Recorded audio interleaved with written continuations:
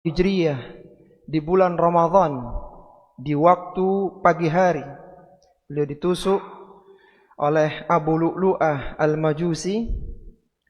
Maka beliau mendefinisikan sebuah ketakwaan dengan mengatakan huwa khaufu minal jalil wal amalu bit tanzil wal qana'atu bil qalil wal istidadu liyaumir rahil. Ketakwaan adalah ketika engkau takut kepada Allah yang Maha Agung. Ketakwaan adalah ketika engkau beramal seperti yang ada pada Al-Quran yang diturunkan. Ketakwaan adalah ketika engkau bersyukur, engkau qanaah dengan sesuatu yang sedikit.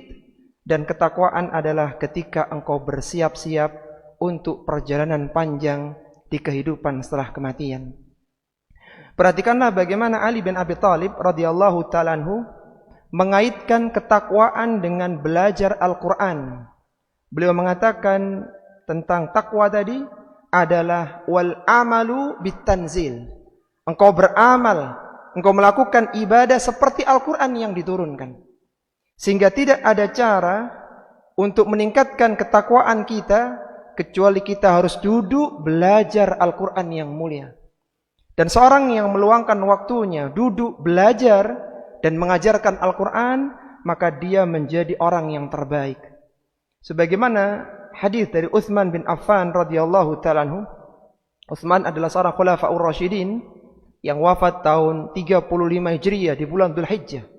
Beliau pernah mengatakan bahwa Nabi sallallahu alaihi wasallam bersabda, "Khairukum man ta'allamal Qur'ana wa 'allamahu," rawahul Bukhari. Sebaik-baik kalian adalah orang yang mengajarkan Al-Quran dan mempelajari Al-Quran yang mulia. Maka kita bersyukur kepada Allah Subhanahu wa ta'ala, kita kembali dipertemukan di majelis Al-Quran yang mulia. Semoga dengannya kita dimudahkan dalam memahaminya dan mengamalkan di dalam kehidupan kita. Para jamaah rahimani wa rahimakumullah, masih melanjutkan pembahasan tafsir di surat Az-Zariyat, di surat pertama di juz 27, dan kita telah sampai pada ayat yang ke-20. Allah Subhanahu wa ta'ala berfirman, A'udzu billahi minasyaitonir rajim, wa fil ardi ayatul lil muqinin. Dan di bumi terdapat tanda-tanda kekuasaan Allah Subhanahu wa ta'ala bagi orang-orang yang yakin. Di bumi ini Allah Subhanahu wa ta'ala telah menciptakan fasilitas hidup untuk manusia, untuk orang-orang yang beriman, sehingga mereka bisa tinggal di atasnya, bisa beraktivitas di atasnya, dan bisa beribadah kepada Allah Subhanahu wa ta'ala. Di antara tandanya adalah diciptakannya gunung yang menjadi pasak bumi, sehingga bumi tidak bergoncang karena dipasak dengan gunung-gunung yang kokoh yang besar. Kemudian adanya lautan yang merupakan sepertiga dari bumi ini adalah air. 2/3 bumi ini adalah air. Dan dari situlah banyak sekali manfaat untuk manusia. Kemudian adanya pepohonan yang dengannya manusia bisa merasakan berbagai macam makanan, buah-buahan, tumbuh-tumbuhan dan yang lainnya. Dan ayat-ayat kauniyah semacam ini tidak akan berlaku kecuali bagi orang yang beriman kepada Allah Subhanahu wa ta'ala. Betapa banyak orang-orang yang kafir, dia mempelajari jagat raya, dia pelajari alam ini, dia pelajari binatang, tumbuhan, tidak menjadikan mereka beriman karena mereka tidak yakin adanya Allah Subhanahu wa ta'ala. Sehingga Allah mengatakan wa fil ardi ayatul lil muqinin. Di bumi ini ada ayat-ayat tanda-tanda kebesaran Allah Subhanahu wa ta'ala bagi orang yang yakin kepada Allah Subhanahu wa ta'ala. Orang-orang yang beriman ketika mereka belajar ayat-ayat syar'iyah, belajar ayat-ayat Al-Quran, kemudian mereka melihat alam semesta yang demikian indahnya, demikian teraturnya, maka semakin meningkat keimanan mereka. Sedangkan orang-orang kafir yang mereka mempelajari ayat-ayat kauniyah, maka tidak menjadikan mereka bisa paham dengan ayat-ayat syar'iyah. Maka semoga dengan adanya alam semesta yang sedemikian rupa, yang teratur, maka menjadikan kita semakin bertakwa kepada Allah Subhanahu wa ta'ala. Kemudian Allah Subhanahu wa ta'ala berfirman, pada ayat yang ke-21, wa fi anfusikum afala tubsirun, dan pada diri kalian, pada penciptaan kalian, afala tubsirun, apakah kalian tidak memperhatikannya? Dari semua makhluk-makhluk Allah Subhanahu wa taala, makhluk yang paling bagus penciptaannya adalah manusia. Sebagaimana Allah Subhanahu wa taala bersumpah di dalam surat At-Tin, Allah menyebutkan wat-tini waz-zaitun wa turi sinin wa hadzal baladil amin. Ketika Allah telah bersumpah dengan 3 lapis sumpahnya itu, maka Allah mengatakan laqad khalaqnal insana fi ahsani taqwim. Sungguh kami telah menciptakan manusia dalam sebaik-baik bentuk. Perhatikan kalimat laqad khalaqnal insana fi ahsani taqwim. Ketika Allah akan mengatakan bahwa manusia adalah sebaik-baik bentuk ciptaan Allah Subhanahu wa taala, Allah mengawalinya dengan laqad. Sungguh ada lamu taukid dan qadnya, dan diawali dengan sumpah sebelumnya. Sehingga sungguh benar-benar makhluk yang terbaik adalah manusia. Apa kata Abu Hurairah radhiyallahu ta'ala anhu? Seorang sahabat yang dinobatkan sebagai sahabat terbanyak yang meriwayatkan hadis Nabi sallallahu alaihi wasallam. Beliau masuk Islam baru di tahun 7 Hijriah ketika Nabi sallallahu alaihi wasallam berperang di perang Khaybar. Abu Hurairah mengatakan ketika menyebutkan tafsiran ayat yang mulia surat At-Tin tentang laqad khalaqnal insana fi ahsani taqwim, beliau menyebutkan bahwasannya sebagian manusia itu lebih utama daripada para malaikat. Ketika menyebutkan malaikat, Allah tidak pernah bersumpah tentang kesempurnaan penciptaan berbeda dengan manusia. Maka ketika seorang perhatikan untuk apa penglihatannya dibuat menjadi demikian terang, tangannya bisa digerakkan, semua organ-organ tubuhnya normal, tidak lain semuanya adalah untuk ibadah kepada Allah Subhanahu wa taala. Mudahnya kita melangkah, kaki kita melangkah digunakan untuk melangkah ke rumah Allah Subhanahu wa taala. Mudahnya seorang berucap digunakan untuk zikir, amar ma'ruf nahi munkar. Dan semua organ tubuh dijadikan sempurna, disehatkan oleh Allah Subhanahu wa taala adalah untuk ubudiyah, beribadah kepada Allah Subhanahu wa taala. Kalaulah ada orang yang sakit, dia akan dibawa berobat. Orang-orang berpikir bagaimana mengembalikan kondisinya seperti sebelum dia sakit. Pertanyaannya, ketika dia sehat apa yang dilakukan? Apakah kembali bermaksiat kepada Allah Subhanahu wa taala?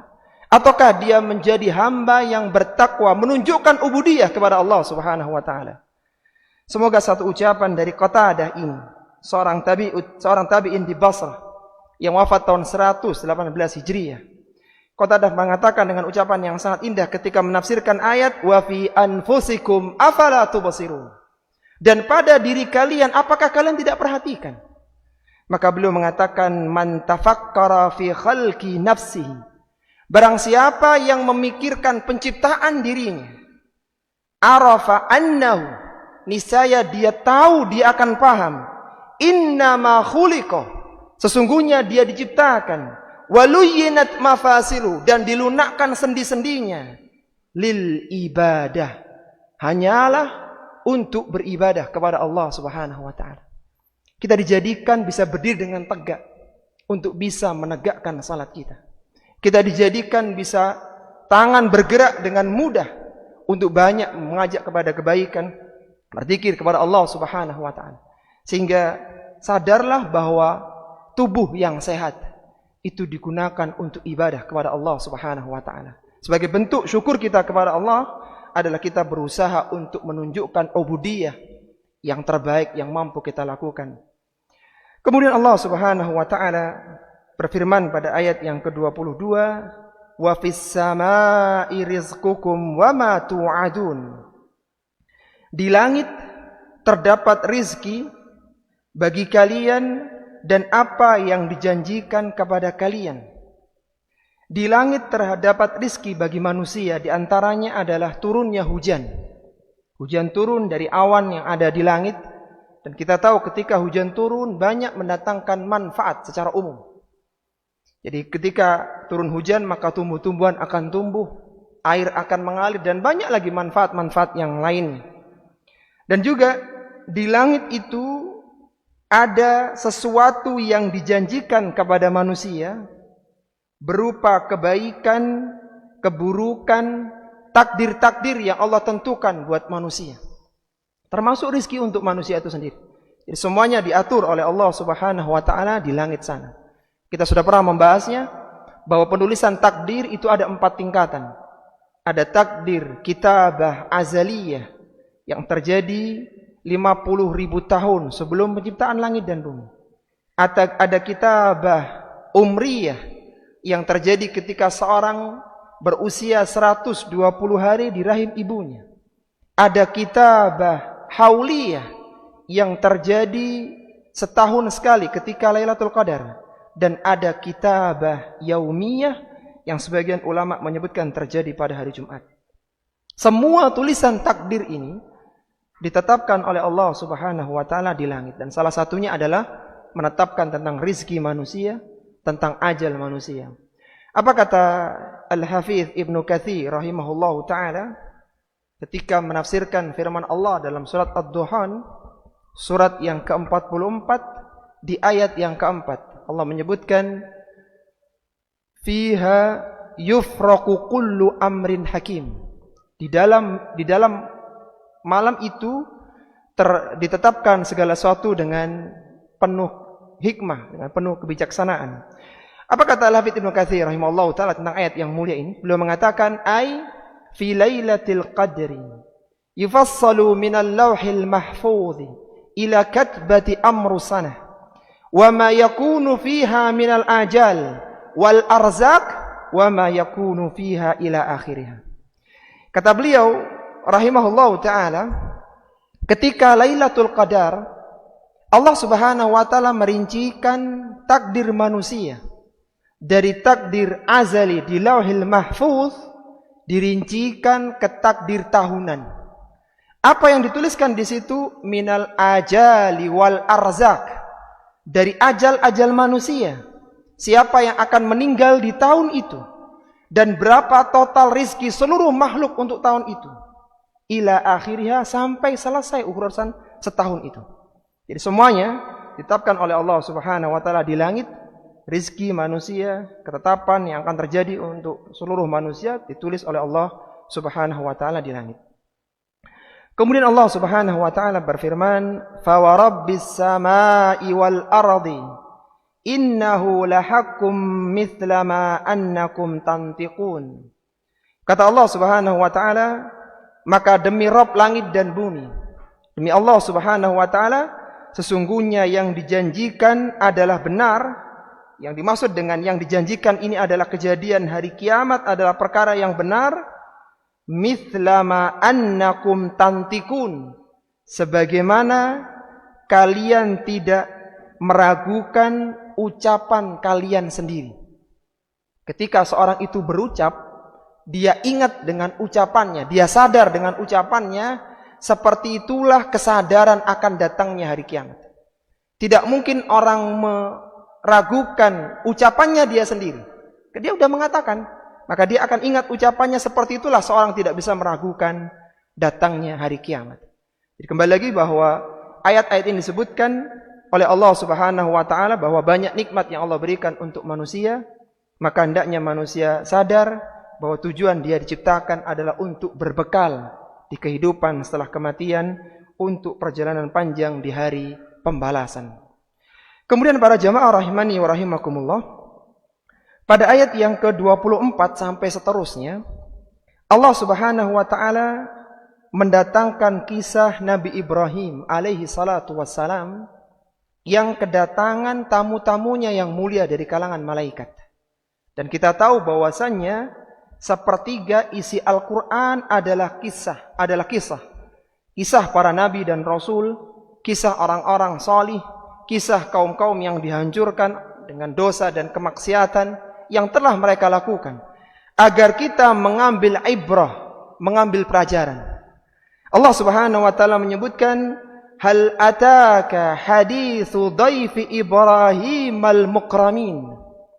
Apakah telah sampai kepadamu wahai Rasulullah sallallahu alaihi wasallam, tentang kisah tamunya Nabi Ibrahim al-mukramin, yang mereka ini adalah makhluk yang dimuliakan. Nabi Ibrahim alaihissalatu wassalam kedatangan 3 malaikat yang mulia. Yang pertama adalah malaikat Jibril alaihi salatu wassalam, malaikat yang terbaik sebagai pimpinan di kalangan para malaikat yang ada di langit. Malaikat dengan pemilik sayap terbanyak dengan 600 sayapnya. Malaikat dengan tugas yang mulia, itu menurunkan firman Allah Subhanahu wa taala kepada para nabi dan rasulnya. Kemudian turun malaikat yang kedua, yaitu malaikat Mikail. Malaikat Mikail adalah malaikat yang tingkatannya di bawah malaikat Jibril alaihissalatu wassalam. Jadi malaikat yang mulia ada 2, malaikat Jibril dan malaikat Mikail yang kedua. Kemudian yang ketiga adalah malaikat Israfil. Malaikat Israfil adalah salah satu dari 8 malaikat pemikul arsy Allah Subhanahu wa taala. Yang besarnya, kata Nabi sallallahu alaihi wasallam dalam hadis Abu Dawud, jarak antara pundaknya sampai ke cuping telinganya itu perjalanan 700 tahun lamanya. Malaikat Israfil alaihi salatu wassalam. Malaikat Israfil adalah salah satu dari 8 malaikat pemikul arsy Allah, dan beliau adalah malaikat yang ditugaskan untuk meniup sangkakala dengan 2 kali tiupannya. 3 malaikat yang mulia ini semuanya datang kepada Nabi Ibrahim dalam wujud sebagai manusia, dalam manusia yang tampan, yang indah, yang enak untuk dipandang. Kita tahu bahwasanya Nabi Muhammad sallallahu alaihi wasallam saja sebagai manusia, nabi yang terbaik, yang menjadi sayyidul anbiya'i wal mursalin, tidak pernah melihat bentuk asli malaikat Jibril kecuali dalam 2 keadaan saja. Yang pertama adalah ketika di Gua Hira di awal-awal kenabian, dan akan dibahas nanti di tafsir surat An-Najm. Kemudian yang kedua ketika Isra Mi'raj di tahun 10 kenabian, ketika di Makkah. Ketika beliau diangkat Mi'raj, maka beliau baru melihat bentuk malaikat Jibril dengan 600 sayap yang sangat indah. Maka dalam kondisi-kondisi lain tidak melihat malaikat dalam bentuk aslinya. Termasuk Nabi Ibrahim alaihi salatu wassalam, beliau melihat malaikat dalam wujud manusia yang sangat indah. Dikatakan dalam ayat yang mulia ini bahwa tamu-tamu Nabi Ibrahim adalah al-mukramin, adalah makhluk-makhluk yang dimuliakan. Yang dimaksud dengan dimuliakan di sini ada 2 maksudnya. Yang pertama adalah dimuliakan di langit, karena 3 malaikat ini adalah malaikat-malaikat yang terbaik. Kita tahu jumlah malaikat sangat banyak sekali. Sampai-sampai di langit sana, di langit yang ke-7, ada Baitul Ma'mur, tempat berkumpulnya para malaikat untuk ibadah di sana. Di Baitul Ma'mur terdapat 70.000 malaikat. Yang ketika malaikat itu keluar dari Baitul Ma'mur, maka dia tidak akan bisa kembali selama-lamanya sampai hari kiamat. Karena diisi oleh malaikat-malaikat yang lain yang sudah ngantri untuk masuk di Baitul Ma'mur. Jadi sebagian disebutkan, meskipun riwayatnya tidak kuat ya, Baitul Ma'mur adalah sebuah tempat yang kalau diluruskan itu lurus dengan Ka'bah. Meskipun riwayat ini tidak kuat. Tapi ala kulli hal, kalaulah manusia di dunia bisa haji dan umroh selama mereka mampu, adapun malaikat hanya sekali bisa beribadah di dalam Baitul Ma'mur. Artinya menunjukkan jumlah malaikat sangat banyak. Dan dari jumlah yang banyak itu ada malaikat yang terbaik yang 3, yaitu malaikat Jibril, malaikat Mikail, dan malaikat Israfil alaihimus salatu wassalam. Sehingga al-mukramin yang pertama adalah makhluk yang dimuliakan di langit sana. Itu para malaikat-malaikat. Kemudian al-mukramin yang kedua, maksudnya adalah makhluk yang dimuliakan oleh Nabi Ibrahim alaihi salatu wassalam. Kita tahu Nabi Ibrahim adalah seorang nabi yang sangat perhatian kepada tamunya. Insyaallah akan kita bahas bagaimana pemuliaan Nabi Ibrahim alaihi salatu wassalam kepada tamu-tamunya. Jadi malaikat ini mulia dalam 2 sisi, mulia di hadapan Allah Subhanahu wa taala dan para malaikat yang ada di langit, dan mulia di hadapan malaikat Jibril, di hadapan Nabi Ibrahim alaihissalatu wassalam. Taib, kita bahas dulu tentang pertanyaan yang Allah sebutkan di sini. Hal ataka haditsu dhaifi Ibrahim al-mukramin. Apakah telah sampai kepadamu kisah tentang tamunya Nabi Ibrahim yang dimuliakan? Pertanyaan dalam Al-Quran ini adalah pertanyaan untuk menarik perhatian orang yang diajak bicara. Beberapa kali Allah Subhanahu wa taala dalam uslub yang Allah gunakan dalam Al-Qur'an yang mulia, Allah menggunakan dengan pertanyaan. Alam tara kaifa fa'ala rabbuka bi ashabil fil? Apakah engkau tahu bagaimana yang Allah perlakukan kepada ashabul fil? Alam tara kaifa daraballahu mathalan kalimatan tayyibatan kasyajaratin tayyibatin asluha thabitun wa farhuha fis sama. Allah bertanya tentang perumpamaan keimanan seperti pohon yang akarnya menghunjam kuat di bumi dan cabang-cabangnya menjulang ke langit. Demikian pula hal ataka haditsu dhaifi Ibrahim al-mukramin. Apakah telah sampai kepadamu tentang tamunya Nabi Ibrahim alaihissalatu wassalam? Pertanyaan-pertanyaan semacam ini para jamaah rahimani wa rahimakumullah adalah untuk mengajak, untuk menarik perhatian orang yang membaca Al-Quran. Apakah kita telah perhatian dengan tamu-tamunya Nabi Ibrahim? Tamu-tamu yang datang kepada Nabi Ibrahim bukanlah orang biasa, tapi al-mukramin, yang didatangi makhluk dari kalangan malaikat. Antum bayangkan ikhwah, seandainya di kalangan kita tiba-tiba rumahnya didatangi pejabat yang terkenal, maka kita berpikir ini bukan orang sembarangan, karena yang datang pejabat publik yang dikenal oleh semua orang di negara ini. Demikian pula Nabi Ibrahim alaihissalatu wassalam, ketika beliau datangi oleh para malaikat-malaikat yang mulia, dan jumlahnya 3, tidak yang satu, maka menunjukkan kemuliaan Nabi Ibrahim alaihissalatu wassalam. Di antara pelajaran yang bisa diambil dalam ayat yang ke-24 ini, sebagaimana disebutkan oleh Syekh Abu Bakar Jabir Al-Jazairi dalam kitabnya Aisarut Tafasir li Kalamil Aliyil Kabir. Di antara pelajaran bisa diambil adalah kewajiban untuk memuliakan tamu. Dan ini sejalan dengan sabda Nabi sallallahu alaihi wasallam, "Man kana yu'minu billahi wal yaumil akhir falyukrim dhaifahu." Barang siapa yang dia mengaku beriman kepada Allah dan hari akhir, maka hendaknya dia muliakan tamunya. Dan kita akan melihat bagaimana bentuk ikramud dhaif, bagaimana bentuk memuliakan tamu itu seperti apa. Akan digambarkan pada ayat-ayat yang setelahnya, dan yang jelas bahwasanya Nabi Ibrahim telah memuliakan tamu-tamunya di kalangan para malaikat. Kemudian Allah Subhanahu wa taala berfirman pada ayat yang ke-25, "Idz dakhalu alaihi", ketika para malaikat itu datang kepada Nabi Ibrahim, faqalu salama, maka mereka mengatakan salaman, keselamatan untukmu wahai Ibrahim. Maka pelajaran yang bisa diambil dari sini, ini menunjukkan bahwa ketika seorang muslim bertemu dengan saudaranya, yang pertama kali diucapkan hendaknya salam. Jadi ketika bertemu, maka assalamualaikum kalau di kita. Salam. Dan itulah yang diperintahkan oleh Nabi sallallahu alaihi wasallam dalam hadis Muslim. Kata beliau, haqqul muslimi ala muslimi sittun. Hak seorang muslim atas muslim yang lainnya ada 6. Wa dzakara minha idza laqitahu fasallim alaihi. Di antara yang 6 itu, apabila mereka bertemu, maka ucapkan salam kepadanya. Jadi malaikat ini datang ke rumahnya Nabi Ibrahim alaihissalatu wassalam, kemudian diucapkan salaman, keselamatan untukmu wahai Ibrahim.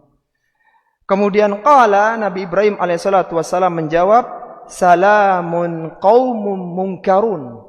Keselamatan pula untuk kalian wahai kaum al-munkarun, yaitu kaum yang tidak dikenal. Kenapa Nabi Ibrahim ini mengatakan kaumun munkarun? Karena Nabi Ibrahim adalah orang pribumi di situ. Dia tahu mana warga-warga di situ. Dan orang ini tidak dikenal. Artinya tidak pernah ketemu. dengan orang-orang seperti ini. Sehingga dikatakan salamun qaumun munkarun, keselamatan pula untuk kalian wahai kaum, wahai orang-orang yang tidak dikenal, wahai orang yang asing. Maka ayat ini menunjukkan tentang disyariatkannya mengucapkan dan menjawab salam. Disyaratkan untuk mengucapkan dan menjawab salam. Kapan kita mengucapkan salam? Kapan tadi mengucapkannya? Ketika bertemu dengan saudara kita sama muslim. Ucapan salam itu hukumnya sunnah, berpahala, sedangkan menjawab salam hukumnya wajib. Sehingga ketika dikatakan salaman, Nabi Ibrahim pun menjawab dengan qala salamun qaumun munkarun. Dibalikan lagi ucapan salam tersebut. Dan tentang ucapan salam ya, pengembalian ucapan salam itu minimal yang setingkat dengan ucapan orang yang mengucapkan kepada kita. Dan lebih utama dengan menambah yang lebih baik. Ketika ada orang mengucapkan assalamualaikum kepada kita, minimal jawabannya waalaikumsalam. Dan yang lebih utama adalah ditambah waalaikumsalam warahmatullah. Ketika orang mengatakan assalamualaikum warahmatullah, kita tambah waalaikumsalam warahmatullah wabarakatuh. Jadi diberikan yang semisal atau dengan yang lebih baik lagi. Dan itulah yang diajarkan oleh Allah Subhanahu wa taala kepada Nabi Adam alaihi salatu wassalam. Ketika Nabi Adam diciptakan oleh Allah dengan kedua tangannya, maka Allah perintahkan untuk mengunjungi para malaikat. Maka ketika Nabi Adam mengucapkan assalamualaikum, seluruh malaikat yang ada di langit mengatakan waalaikumsalam warahmatullah. Allah mengatakan bahwa itulah ucapan salam untukmu dan untuk anak keturunanmu. Sampai pada zaman kita sekarang, yaitu salam hendaknya dilebihkan dari orang yang mengucapkannya. Kemudian Allah Subhanahu wa taala berfirman, "Faragha ila ahlihi fajaa'a biijlin samin." Ketika telah masuk tamu-tamu Nabi Ibrahim, dan Nabi Ibrahim tidak tahu kalau tamunya ini malaikat, maka Nabi Ibrahim itu diam-diam pergi meninggalkan tamunya. Dikatakan faragha ila ahli, faragha jadi keluarnya itu pelan-pelan gitu. Karena Nabi Ibrahim tidak ingin mengecewakan tamunya. Jadi ketika orang bertamu, ketika orang ini menerima tamu kemudian tuan rumahnya pergi, langsung ditinggal pergi kan nggak enak gitu. Jadi dia pelan-pelan ya, ditinggalkan dan disiapkan jamuan. Fajaa'a biijlin samin. Disembelihkan seekor anak sapi yang samin, yang gemuk. Jadi sembelih, kemudian disuguhkan kepada tamu-tamu tadi. Dan sebelum disuguhkan, anak sapi itu dibakar terlebih dahulu oleh Nabi Ibrahim alaihissalatu wassalam. Jadi disiapkan makannya gitu untuk para tamu ini. Sebagaimana Allah sebutkan dalam surat Hud pada ayat yang ke-69, "Walaqad ja'at rusuluna Ibrahima bil busyra." Sungguh utusan-utusan kami dari kalangan para malaikat telah datang kepada Nabi Ibrahim dengan membawa kabar gembira, dengan diberitahukan bahwa Nabi Ibrahim akan punya anak setelah itu. Qalu salaman, mereka mengucapkan salam kepada Nabi Ibrahim. Qala salamun, dan Nabi Ibrahim mengembalikan salam mereka. Fama labitha an jaa'a bi ijlin hanid, dan Nabi Ibrahim datang dengan membawa daging anak sapi yang hanid, yang dipanggang. Kalaulah kita gabungkan dua ayat yang mulia ini, surat Al-Adzariyat ayat yang ke-26 dengan surat Hud ayat 69, maka suguhan yang diberikan Nabi Ibrahim adalah daging anak sapi yang gemuk dan dipanggang. Begitu. Perhatikan bagaimana Nabi Ibrahim ini menyuguhkan menu yang terbaik kepada orang yang tidak dikenal. Jadi tamunya ini bukan tamu-tamu yang dikenal oleh Nabi Ibrahim. Tapi Nabi Ibrahim berusaha memberikan menu yang terbaik. Dipilihkan anak sapi, bukan sapi yang besar. Karena kalau anak sapi biasanya dagingnya lebih empuk, nggak keras begitu. Kemudian dipilih yang samin, yang dagingnya banyak. Sudah gitu, suguhan itu hanif, dibakar dulu. Jadi ketika dibakar itu kan air-airnya jadi kering. Dan bumbu bisa merasuk. Intinya, Nabi Ibrahim alaihissalatu wassalam memilihkan menu yang terbaik untuk tamunya. Karena tanya ke antum, tamunya Nabi Ibrahim itu tetangga depan rumahnya atau teman lamanya Nabi Ibrahim? Siapa tamunya Nabi Ibrahim? Orang-orang yang gak dikenal. Orang yang gak dikenal saja Nabi Ibrahim menyuguhkan makanan yang terbaik.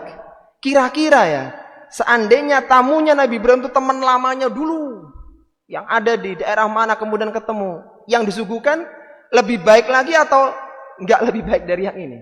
Kira-kira gimana? Lebih baik lagi. Ini orang yang gak dikenal saja diberikan yang terbaik oleh Nabi Ibrahim. Dan ini menunjukkan bahwasanya Nabi Ibrahim alaihissalatu wassalam ini menghormati tamu-tamunya. Jadi satu poin yang bisa kita ambil di antara bentuk ikramud dhaif adalah memberikan suguhan untuk tamu yang datang. Di antara bentuknya adalah seperti itu. Kemudian yang ke-27, Allah Subhanahu wa taala berfirman, faqarrabahu ilaihim qala ala ta'kulun. Ketika menu itu sudah terhidang, jamuan makan sudah terhidang, maka faqarrabahu ilaihim. Qarraba yuqarribu itu mendekatkan. Jadi nampannya itu didekatkan. Dan dikatakan ala ta'kulun, silakan dimakan, silakan dimakan. Faqarrabahu, disuguhkan seperti ini. Disuguhkan kepada tamunya dan disampaikan dengan bahasa yang santun, ala ta'kulun, silakan dimakan. Silakan dinikmati, selamat makan dan semisalnya. Para ulama-ulama kita berdalil dengan ayat yang mulia ini menunjukkan tentang adab dalam menjamu tamu.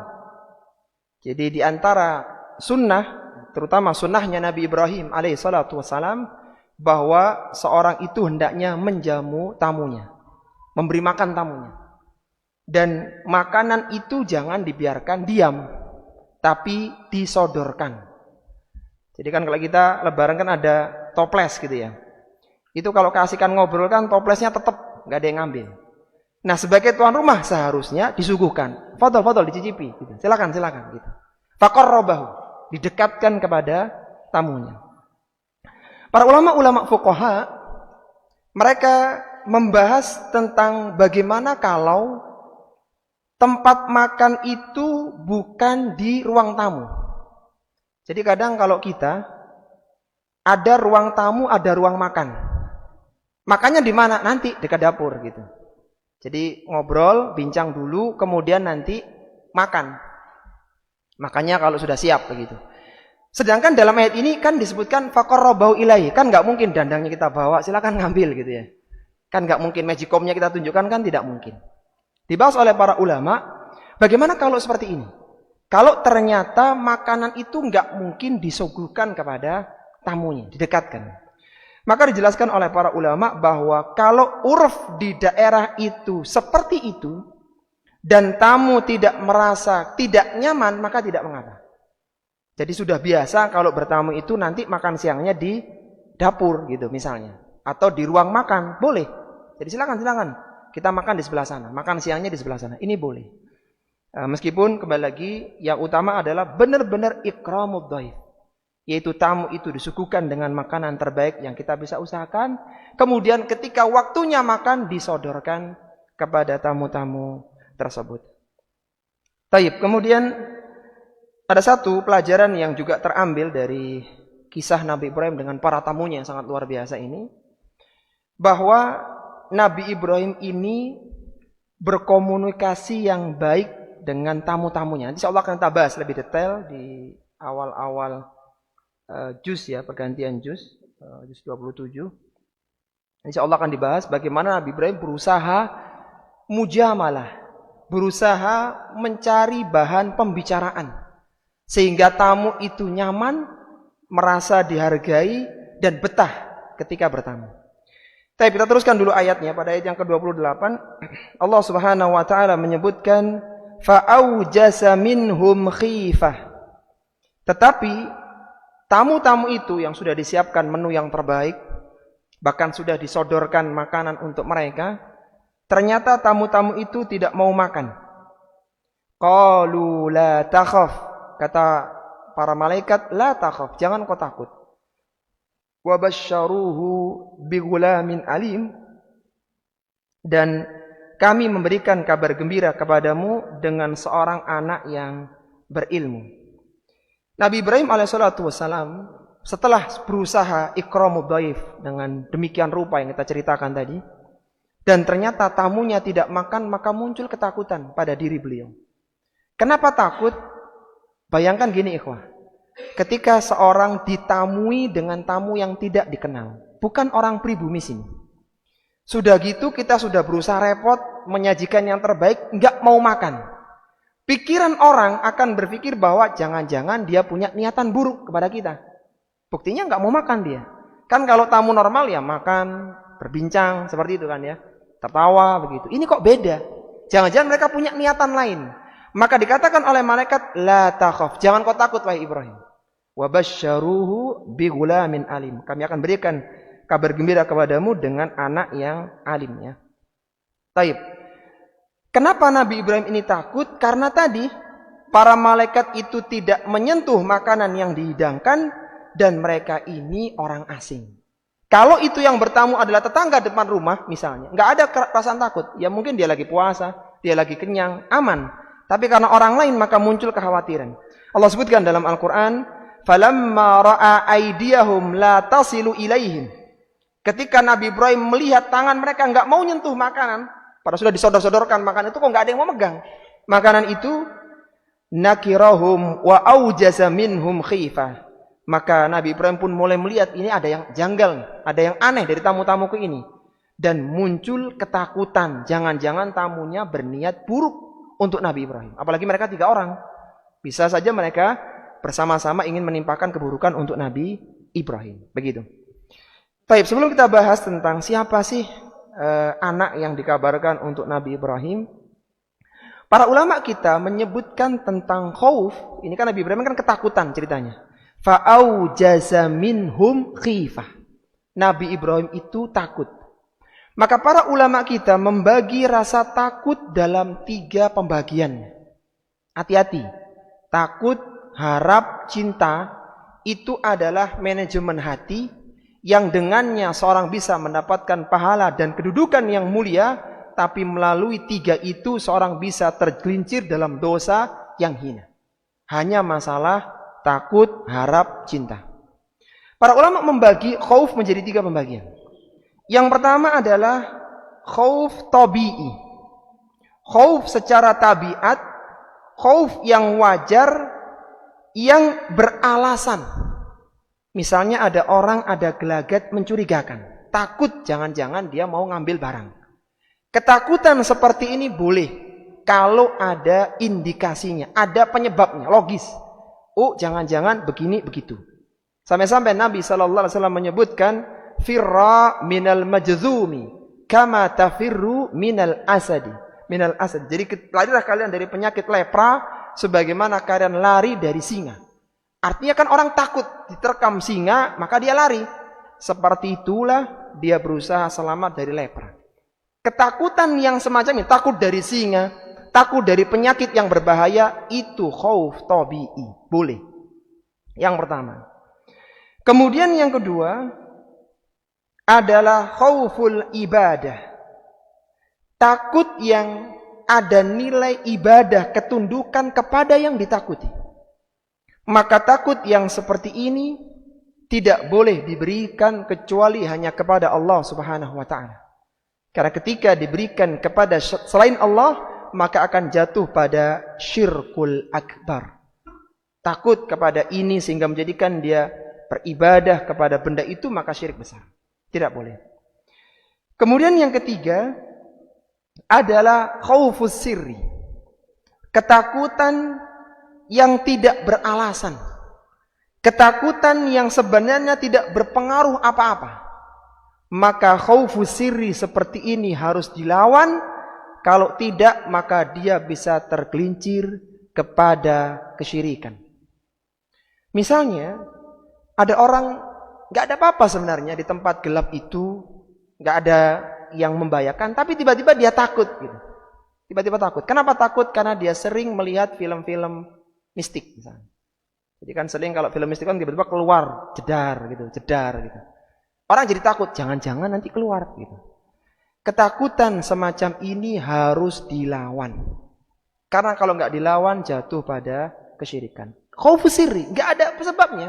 Kecuali misalnya di sana ada kelihatan cakarnya ya, artinya mau nerekam baru. Ini nggak ada apa-apa. Tidak ada apa-apa, maka khauf itu harus dilawan karena kalau nggak tergelincir pada kesalahan. Sudah adzannya? Sudah masuk, taib ya. Kita dengarkan adzan dulu sebelum membahas beberapa ayat-ayat setelahnya. Wassallallahu ala nabiyyina Muhammadin wa ala alihi wa sahbihi wasallam.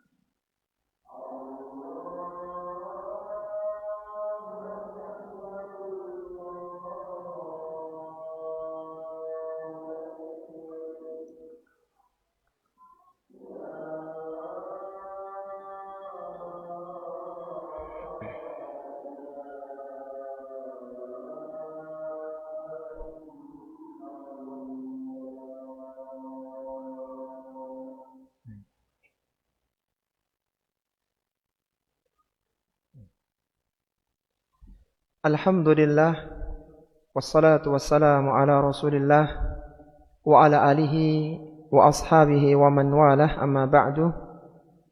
Sebelum kita lanjutkan pembahasan dari tafsir di surat Adz-Dzariyat ini, kita coba murajaah ya, kita ulang beberapa poin penting yang semoga bisa diambil pelajaran. Siapa nama 3 malaikat yang menjadi tamunya Nabi Ibrahim? Siapa aja itu? Malaikat Jibril, malaikat Mikail, malaikat Israfil alaihi salatu wassalam.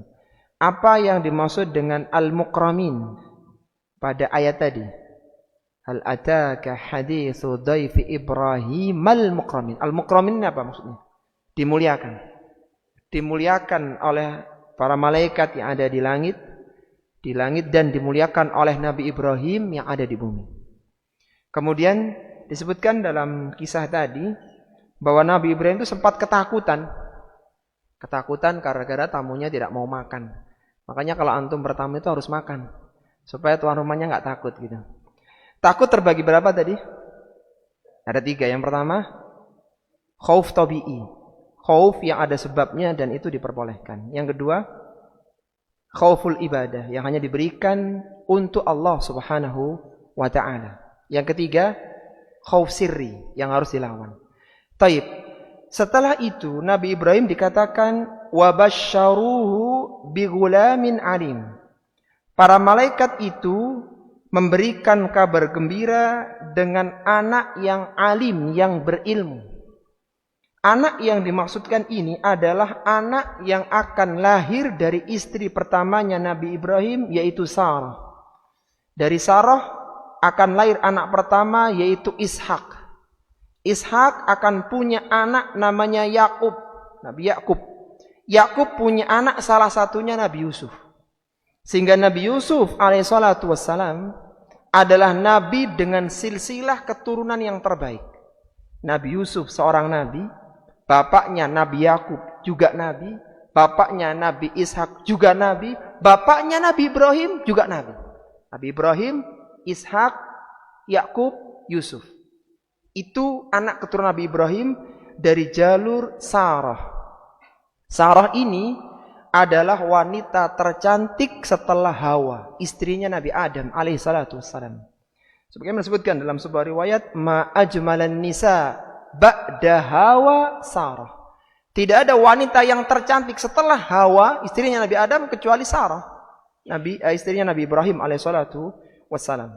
Kemudian nanti Nabi Ibrahim juga punya istri, yaitu Hajar, yang akan menjadi ibu dari Ismail dan jadi keturunan bangsa Arab. Kalau ini kan Bani Israel, jalurnya Bani Israel.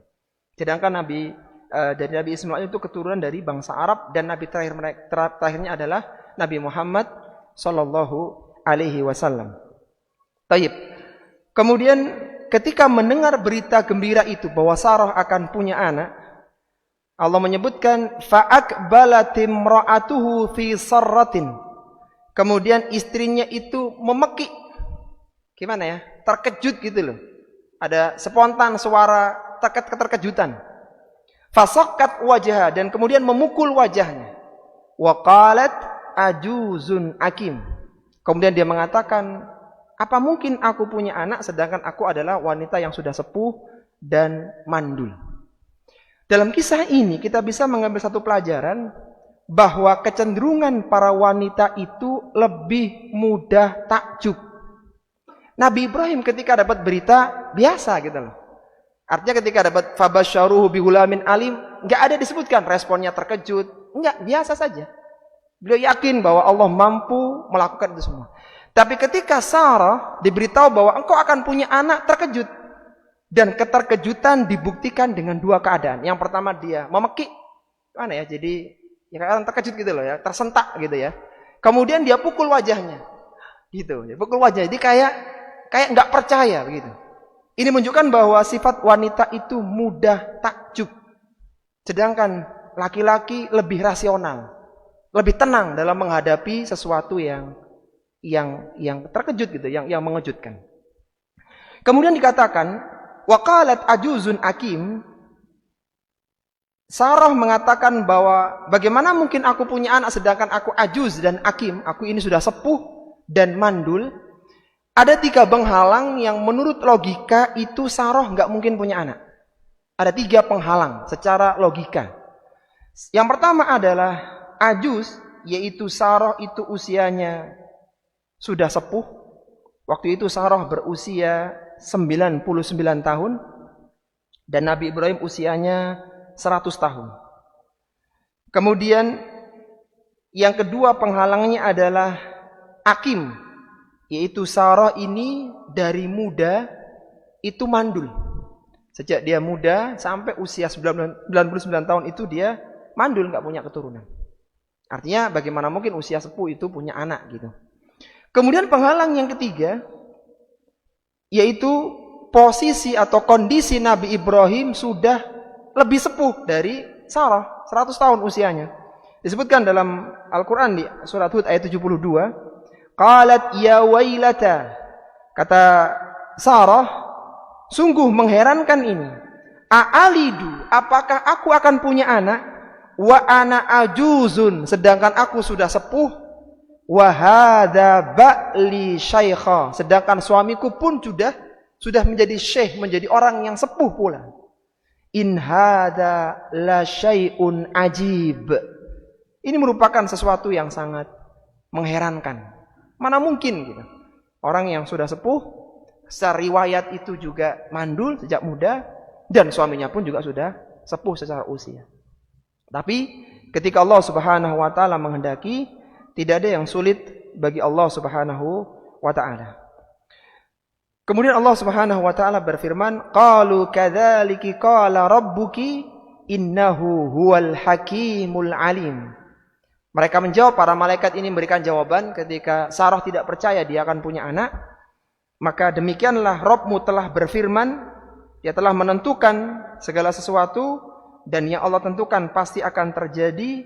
Innahu huwal hakimul alim. Sesungguhnya dia adalah zat yang maha bijaksana lagi maha mengetahui. Perhatikanlah ketika Allah Subhanahu wa taala menutup firman-Nya dengan mengatakan innahu huwal hakimul alim. Allah tidak mengatakan innahu huwal azizur rahim, tapi hakimul alim. Penyebutan ini al-hakim dan al-alim ini menunjukkan bahwa penundaan Sarah baru punya anak di akhir, di usia senjanya, itu dengan hikmah yang sangat mendalam dan dengan pengetahuan Allah yang sangat rinci. Jadi ada hikmah di situ. Kenapa kok nggak dari dulu Sarah punya anak gitu? Kok baru usia senjanya? Ada banyak hikmah. Sehingga kata al-hakim didulukan daripada al-alim. Kan bisa jadi disebutkan itu innahu huwal alimul hakim. Allah tahu bahwa Sarah itu mandul, tapi Allah dengan hikmahnya menjadikan dia punya keturunan. Tapi Allah sebutkan innahu huwal hakim lebih dulu. Bahwa Allah itu hikmah loh, menunda sampai usia 99 tahun. Dan Allah Subhanahu wa taala tahu yang terbaik untuk Nabi Ibrahim dan keluarganya.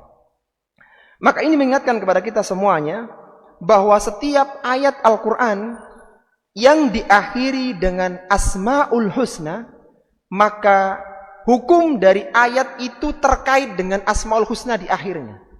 Jadi ketika Allah mengatakan innahu huwal hakimul alim, maka kita tahu bahwa ada hikmah yang sangat banyak, yang sangat besar, kenapa baru diberikan keturunan di akhir-akhir, di ketika usia senjanya. Dan hendaknya seorang muslim dan muslimah itu meyakini yang seperti ini. Kenapa dia belum punya anak sampai sekian pernikahan? Kenapa kok masih begini? Kenapa begitu? Yakin ada hikmah di balik itu yang kita tidak tahu. Kemudian ketika ditutup dengan Al-Hakim dan Al-Alim, hukum dari ayat itu menjadi sesuai dengan Asmaul Husnanya. Sebagaimana kaidah yang dibuat oleh Syekh Abdurrahman bin Nasir As-Sa'di dalam kitabnya Al-Qawaidul Hisan Al-Muta'alliqah bi Tafsiril Quran. Beliau menyebutkan dalam kaidahnya ada 70-an kaidah Al-Quran. Salah satunya beliau mengatakan khatmul ayati bi asma'illahil husna yadullu ala anna al-hukmal madhkura lahu ta'allaqa bidzalikal ismil karim. Ini kaidah yang sangat bagus sekali. Kata beliau rahimahullahu ta'ala, menutup ayat Al-Quran dengan Asma'ul Husna, innahu huwal azizur rahim, innahu huwat tawwabur rahim, innahu huwal hakimul alim, innahu huwal azizul hakim. Banyak sekali.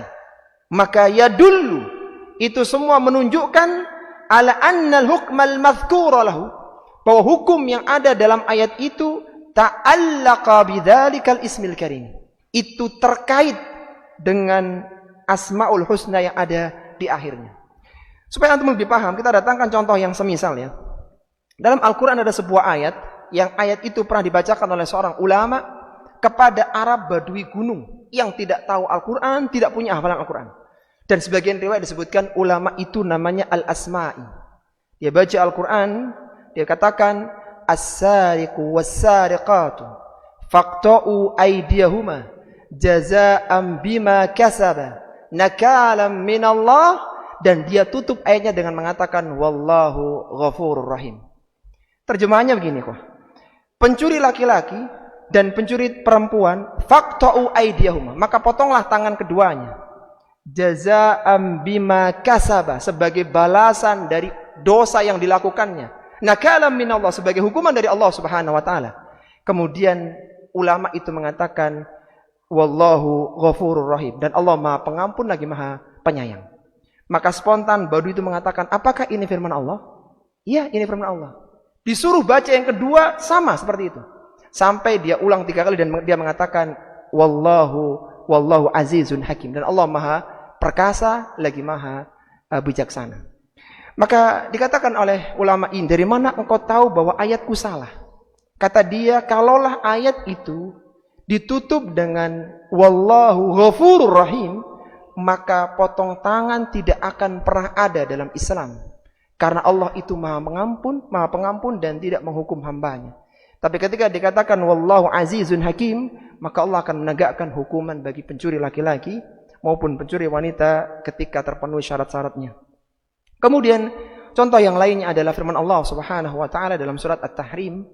Allah Subhanahu wa taala sempat mengingatkan Nabi sallallahu alaihi wasallam ketika mengharamkan meminum madu di rumah Zainab binti Jahash, atau dalam riwayat yang lainnya beliau mengharamkan untuk menggauli hamba sahayanya. Sehingga Allah menurunkan ayat di surat At-Tahrim itu, Ya ayuhan nabi lima tuharrimu ma ahallallahu lak tabtaghi maradata azwajik. Gimana akhir ayatnya? Wallahu ghafurur rahim. Wahai Nabi, kenapa engkau mengharamkan sesuatu yang Allah halalkan hanya untuk mencari keridhaan istri-istrimu, yaitu Ibunda Aisyah dan Hafsah dalam kisah itu. Jadi beliau mengharamkan yang halal dan Allah menutup dengan mengatakan Wallahu ghafurur rahim. Seandainya Allah tutup Wallahu azizun hakim, maka Allah akan menghukum Nabi sallallahu alaihi wasallam. Tapi ketika ditutup dengan Wallahu ghafurur rahim, maka itu menunjukkan dosa, kesalahan yang terjadi itu diampuni oleh Allah Subhanahu wa taala. Sehingga meletakkan Asmaul Husna di tiap akhir ayat itu memiliki konsekuensi hukum dalam redaksi ayat secara utuh. Ini mungkin para jamaah rahimani wa rahimakumullah yang bisa kita bahas pada kesempatan kali ini. Insyaallah kita lanjutkan pada pertemuan yang akan datang tentang bagaimana perbincangan Nabi Ibrahim alaihissalatu wassalam dengan para tamu-tamunya dari kalangan para malaikat-malaikat yang mulia, yang semoga kita dimudahkan untuk mengambil pelajaran di dalamnya. Maka satu ibrah, satu faidah yang bisa kita keluarkan, kalaulah kita mengaku menjadi orang-orang yang beriman kepada Allah dan hari akhir, hendaknya kita muliakan tamu-tamu kita.